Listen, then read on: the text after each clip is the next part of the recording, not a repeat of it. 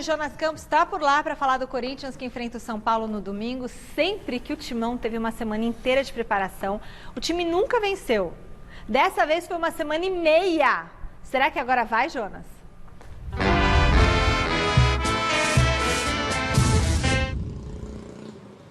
Se não for agora, Michele, eu desisto, viu? Estamos dando essa notícia faz tempo que o Corinthians, depois de semanas cheias, né, para trabalhar, semanas completas de treinamento, ainda não venceu nessa temporada. 10 jogos nesse ano sucederam semanas cheias e o Corinthians, até o momento, soma 6 empates e 4 derrotas nesses jogos, após esse tempo tão almejado pelos treinadores, né? O Mancini pode reclamar de muita coisa, mas em relação a tempo de trabalho, claro, entrou numa fogueira num Corinthians que vive uma situação em um ano para lá de turbulento, mas não dá para reclamar de tempo de trabalho, porque ele tem tido essas semanas cheias para ajustar o time, já arrumou o setor defensivo, tenta arrumar lá na frente agora. Domingão tem clássico contra o embalado São Paulo, o líder do campeonato brasileiro. E quem falou sobre esse jogo, a importância desse majestoso de domingo na Neoquímica Arena, foi o volante Gabriel, que deve ser titular e tem boas recordações do clássico. Ele até lembrou de um jogo entre Corinthians e São Paulo bem marcante para ele, que aconteceu lá em 2017. Fala aí, Gabriel. A gente sabe que é um clássico, é um jogo muito importante para nós, pode ser um divisor de águas também para nós, e espero que de uma maneira positiva, até porque nós estamos, como eu disse, numa crescente. Então é uma semana, lógico, toda semana de clássico é uma semana diferente, né? Ainda mais sendo uma semana cheia de trabalho, não tendo jogo no meio, né, da semana para nós. Então a gente não vê a hora que chega o jogo, porque o trabalho está sendo bem feito, o dia a dia de treinamento está sendo muito competitivo também, isso é importante para elevar nosso nível também de jogo, né? Então pode ter certeza que o time vai estar muito concentrado e focado para vencer. Foi um jogo também no Campeonato Brasileiro, que nós também estávamos muito bem ainda no primeiro turno, né? Mas já numa sequência de vitórias e de confiança muito alta. Foi meu primeiro ano no Corinthians também. Meu primeiro gol em clássico no Corinthians, então, e aquela imagem, né, foi realmente muito marcante. Tenho até um quadro em casa com a imagem.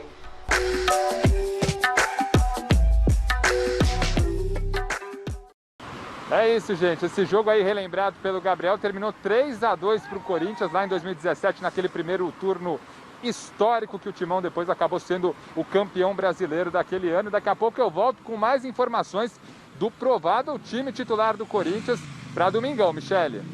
Combinado, Jonas Campos. E aí, Celcinho? É clássico, né? Corinthians é azarão contra o São Paulo. Primeiro, porque o retrospecto na arena nos últimos tempos não é bom.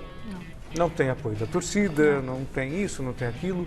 O futebol que o time tem apresentado tem muitas limitações. São Paulo hoje veio o melhor momento, a gente vai falar mais aqui do São Paulo daqui a pouquinho, sobre o jogo em si.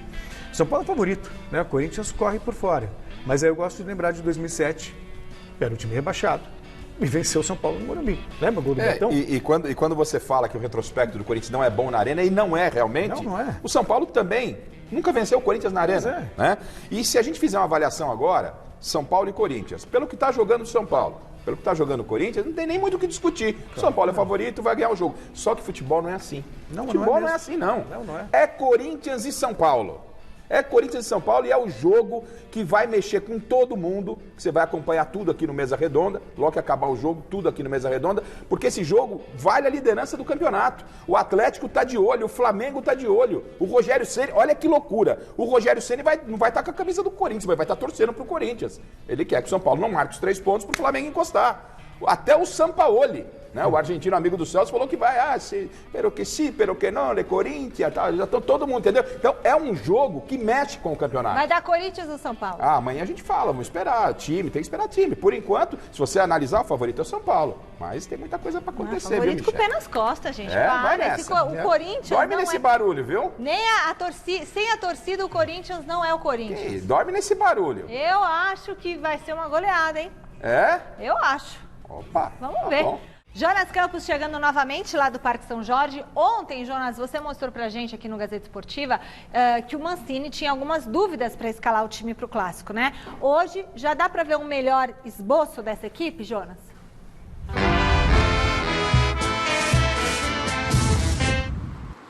Dá sim, Michele, dá pra gente arriscar aqui, tentando descobrir essas dúvidas do Wagner Mancini. Vamos colocar o campinho aí na tela mais uma vez.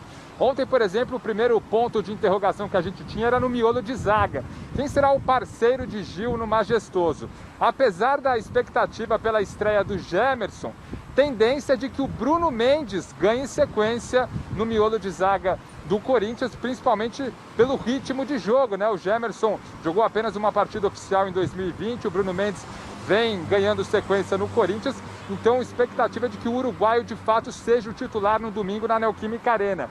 No meio-campo, dupla de volantes, o Cantilho a gente considera já um titular, vem sendo assim nos últimos jogos do Corinthians. E ali, como parceiro do Cantilho no meio-campo, colocamos o ponto de interrogação, mas a tendência é que o Gabriel ganhe a disputa com o Xavier pela experiência. Hoje a TV Corinthians, ontem, né, a TV Corinthians soltou um material com o Gabriel relembrando o Clássico. A gente mostrou agora na primeira entrada do Gazeta Esportiva a tendência de que seja titular. Um pouco mais à frente no meio-campo, o Ramiro deve jogar pela ponta direita. Lá na ponta esquerda, amanhã tem coletiva do Otero. Tinha a dúvida, né, se jogava o Otero ou o Lucas Piton, era um ponto de interrogação. A tendência é que o Otero jogue, porque a gente sabe, quando o cara fala da entrevista coletiva na sexta, no fim de semana, normalmente é titular. No meio-campo ali, pela armação das jogadas, fica a dúvida ainda entre Luan e Casares. O Mancini já deixou bem claro que os dois juntos ainda não devem ser titulares por causa da dinâmica do time. E lá na frente, o ponto de interrogação em relação ao substituto do Jô, tendência é de que Matheus Davó seja de fato titular. Bocelli em fim de contrato, sem jogar muito tempo, o Davó deve ganhar mais uma oportunidade na equipe do Wagner Mancini. Michele. Tá certo, Jonas Campos, bom pro Davó, né? E acho que é o correto, Celso, porque o Bocelli, apesar de ser o artilheiro de um ataque que não tem marcado, né, tá voltando agora. O garoto é um jogador leve, tem correspondido, acho que tem que ficar o Davó. Eu também acho. Na zaga, o Gemerson também acho que vai com o Bruno Mendes, ele tá voltando de Covid agora, chegou no Corinthians, não tem que mexer na zaga, que o Mancini acertou. O Cantígio precisa dar uma resposta, tem que permanecer. Ter o Ramiro por ali, eu acho que também tá certo, porque o meio campo de São Paulo tá infernal, você tem que dar uma reforçada ali pelo setor. Luan Casares, Garrafa? Não, eu iria de Casares. Eu ia de Luan. Tem o Luan, tem que Porque a gente se entende muito bem. Não consigo formar uma A gente opinião. tem uma afinidade fora do comum. Você iria com quem, diretor? Luan ou Casares? Casares, óbvio, ele falou. Óbvio, você falou Casares. Luan. Você tem muito cara Você aberto. falou Casares ou falou Falei Luan? Casares. Quem vai pensar nesse time?